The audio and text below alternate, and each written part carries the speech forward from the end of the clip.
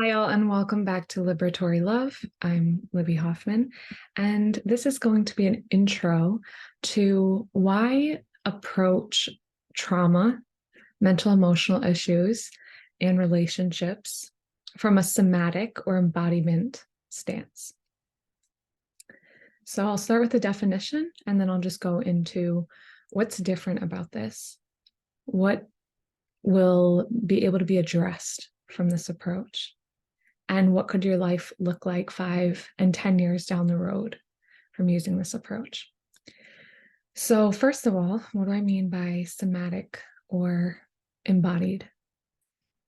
I'll start with a story. When I lost my brother to suicide 4 years ago, I am a storyteller. And so I immediately jumped into what's the empowering story that I can tell myself here so that my life can keep going. I already had a destination. I already had a goal. This is hardship. This is difficulty. For me, it was the most traumatic or painful event that I'd experienced yet in my life. And I knew from other things I'd been through in life and from my study of psychology that mindset really matters.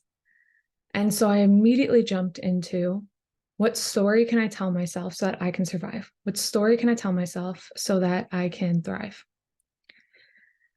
And while it's wonderful that I had a study of psychology and that I understood a lot about mindset already, I was able to come to an empowering story right then and there about being how we relate to fear and being overtaken by fear or not, and la la la la la. The problem is there's no story to make something so painful okay. And the body knows. And so while I booked a ticket to Costa Rica 2 months or 2 weeks actually after his funeral, at that same time, while I was surfing and continuing on this trip that I already had planned, meeting new people and pretending it hadn't happened, choosing not to speak about it, just so that I could continue my life, my body began to speak. And my body spoke in very sharp pain inside of my stomach. And it was so intense that I actually thought that I had food poisoning, or that something that had must be happening on an external level. And I had already studied a bit of Eastern philosophy and perspectives of the body that said that body emotions, and if you believe in energy, are very connected, and that these emotions can manifest outward. So after I realized that no one around me had food poisoning and no one else was sick, even though we'd been eating the same food and spending time together, I really began to question whether this physical pain could be from something emotional. And this began a journey into looking at the relationship between emotions and the body. And years down the line, I found a coaching program that would actually equip me to study from this perspective. So, story is not unimportant. However, when story overrides the emotional reality, it alone cannot heal because the body itself is still holding the pain. And one of the first people to speak about this was researcher Bessel van der Kolk. He wrote the book, The Body Keeps the Score. He was someone who worked with veterans who were coming home from war, having dissociation from their bodies, difficulty retaining memories, difficulty staying present in conversation. And he realized these same symptoms were the same symptoms he had seen with his child sexual abuse victims. But at the time, there hadn't been a word for PTSD. And the sexual assault victims were just being diagnosed as schizophrenic or psychotic. And he began to analyze the way that past trauma could continue to impact us in our lives today. So, a somatic approach to healing, an embodied approach to healing, is one that honors this fundamental principle that mindset work alone will not heal deep, emotional, lived experience. The word soma, this is drawing from a place called the Strozzi Institute. I love their definition. They talk about soma meaning, it's a Latin word, and meaning the living organism in its wholeness. So in English, we use the word body, we use the word mind. Sometimes we use the word soul or spirit, but each of these things also project a sense of disconnection or difference between each of these things, as if my mind is up here and my body is this physical thing. And maybe if you believe in soul or spirit or consciousness or energy, that's also a separate part of me. And Soma is saying we want to look at the collective: body, mind, spirit, sensation, emotion, understandings, meaning making, the actions we're taking, what's conditioned in us that we don't think about, unconscious reactions to things, fight, flight, freeze in situations of pain, as well as what is learned, changed, changeable. So when we start to look at us as somatic whole beings, rather than drawing these distinctions between mind, body, spirit, we're starting to look at us as a single organism in which these separate systems cannot be disconnected. And one example that I love from the Strozzi Institute with Stacey Haynes is this example that in a lot of meditation spaces, we talk about connecting with the breath and the lungs. In a lot of spiritual environments, we talk about connecting with the heart. From a somatic perspective, we want to also honor that the gut is as important. And if you ever have had stomach issues, you know that something going wrong in this part of the body actually affects this part of the body. Same goes for any other part of the body. So we're looking at the relationship between all the parts. So now what would happen if you take this approach and you apply it to coaching, mental health, therapy, relationship work? It means that we're going to also begin to work with this whole being, this whole body, rather than just the stories. So I'll give 2 examples. I'll give 3 actually, of different things I've worked with so far, and also things that I've seen people who are training in my in this process use and apply this method to. One is someone who wants to open more to pleasure, sexuality, relationship, but they've been conditioned to close their body off, or they've experienced trauma or assault. And even though mentally they've decided that they want to be intimate with someone that they love, they're still not able to access the openness. So somatic therapy, embodiment therapy, or coaching in this case would look like not just talking about the stories and the desires and the wants and the needs in the past, but starting to connect with whole being, to learn about where the shutdown is happening, what the shutdown looks and feels like in their life, so that intervention and change and opening can come at that point. I'll give a quick example. If someone is shutting down in the presence of someone who loves them, or they're shutting down before they can even encounter the person who loves them, that is 2 different situations. And me as a somatic coach would actually want to sit with you and get clear about that and find this moment where the shutdown, breath-wise, heartbeat-wise, sweaty palms-wise, pain in the stomach-wise, pain in the back, wherever you're storing and holding, is creating a cycle of disempowerment, or the opposite of what you deeply desire, so that we can actually open or expand or create another option, another experience to have happen for you. Another example of this is with couples.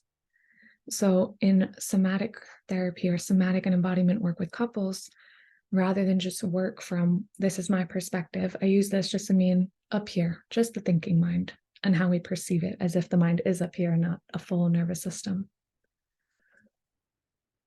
Versus instead of just talking about what you think and what you think and what you think and what you think, getting honest, getting clear, dropping down into where unsafety is showing up in this space where two people are present, where unworthiness is showing up, where fear is showing up.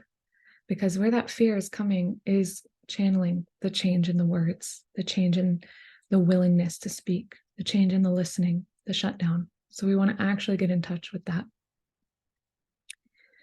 And a third example, other than just one's personal work and sexuality, one's relational work, is also in grief and trauma and loss. So there's so many ways this can show up, but at least in my own life, as I came to understand my brother's death, there was a part of me that wanted to be able to continue my life, but there was a part of me that actually had passed with him. And so for a long time, my fight was, and it was a fight, was can I keep living? Can I keep surviving? And almost trying to revive and push and motivate all of these more available parts of me. Meanwhile, entire other parts of me felt shut down and in grief and broken and not desiring moving forward. And so for me, even despite doing traditional, more processing coaching for a year and a half, which was very deep, and traditional therapy for about 3 months, and some spiritual work for about 4 years, the reason somatic coaching was really the first thing to help me be able to move forward was that I could actually get in touch with a lot of the emotions that had been brought up within the grief: terror, extraordinary sadness, anger, loss, and the desire for my own life to radically change from what it was. And by having the opportunity and the safety within my somatic coaching to actually be with these emotions and then call in other parts of me that were already ready to change or ready to hold me. For me, I had the permission to allow a part of myself to actually die that needed to, so that new parts of me could rise up.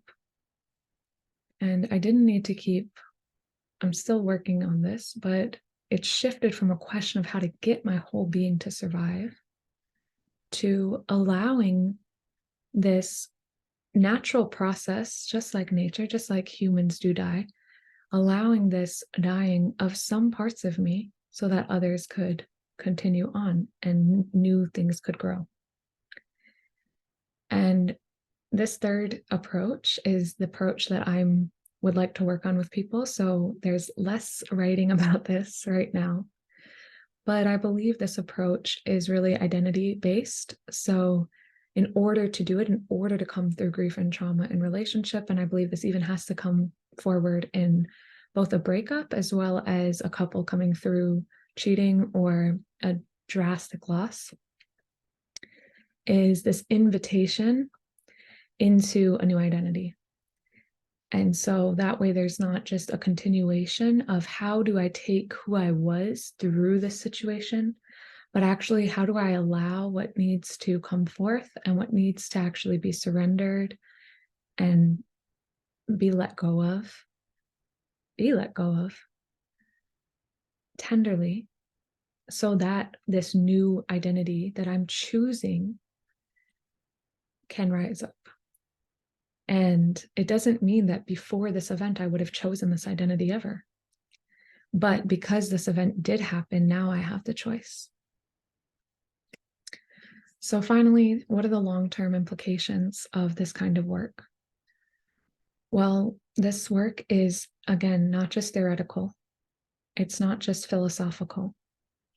So this is going to really get at deep childhood programming. In the one hand, it's going to get to allow you to get, if you're working on the grief part, it's going to allow you to really connect with this moment of your life and flesh it out more deeply and really understand what pieces broke open in the wake of this experience.